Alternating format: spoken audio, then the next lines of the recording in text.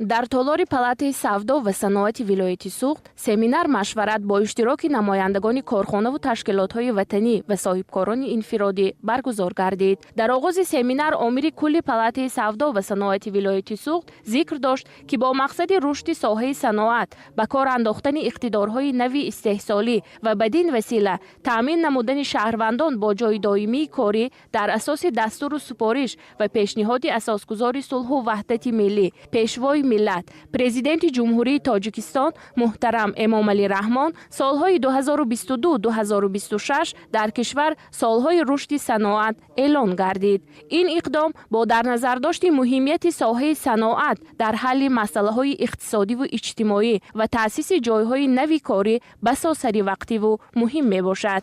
Палатаи савдо ва саноати вилоят бо мақсади дар амал татбиқ намудани дастуру супоришҳои сарвари давлат ва рушди саноат дар вилоят барои ҷалби сармоя ва ташкили корхонаҳои муштарак корҳои назаррасро ба анҷом мерасонад. Дар рафти семинар таъкид шуд ки имрӯз дар вилоят 380 корхонаву ташкилотҳо аъзои палата буда вазифаи асосии палатаи савдо ва саноат ин дастгирии фаъолияти соҳибкорӣ, баргузории намоишгоҳҳо дар вилоят, муаррифии маҳсулоти корхонаҳои вилоят дар хориҷи кишвар, додани сертификати пайдоиши мол, гузарондани экспертизаи моли воридшуда, семинарҳо ва мизҳои мудаввар барои соҳибкорон мебошад. Дар ҷараёни чорабинӣ ба намояндагони як қатор корхонаву ташкилотҳо соҳибкорон ки дар асоси қарори раёсати палатаи савдо ва саноат ба аъзогии палатаи савдо ва саноати ҷумҳурии Тоҷикистон қабул гардиданд, шаҳодатномаҳои аъзогӣ супорида шуд.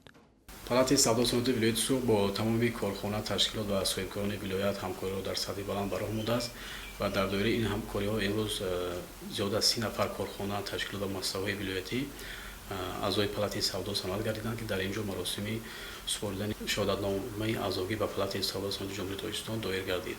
Мақсади асосии ҷалб намудани корхона ва ташкилоту соҳибкоро ба аъзогии палатаи савдо ва саноат ин пеш аз ҳама муаррифӣ намудани хизматрасонии палатаи савдо ва саноат ва ин хизматрасониҳо аз ҷониби соҳибкорон ва корхонаҳои вилоят истифода намуданд ва содироти мол маҳсулоти худро ба хориҷи кишвар ба роҳ монанд, воридоти технология ва ишрок дар намоишгоҳҳои байналмилалӣ мебошад. Дар ҷараёни чорабинӣ таъкид шуд ки аъзои палатаи савдо ва саноат будан ин муваффақ будани корхонаю ташкилот ва соҳибкорро нишон медиҳад, зеро дар арсаи байналмилалӣ ба корхонаҳо ва соҳибкороне ки аъзои палатаи савдо ва саноат мебошанд таваҷҷӯҳи махсус зоҳир карда мешавад.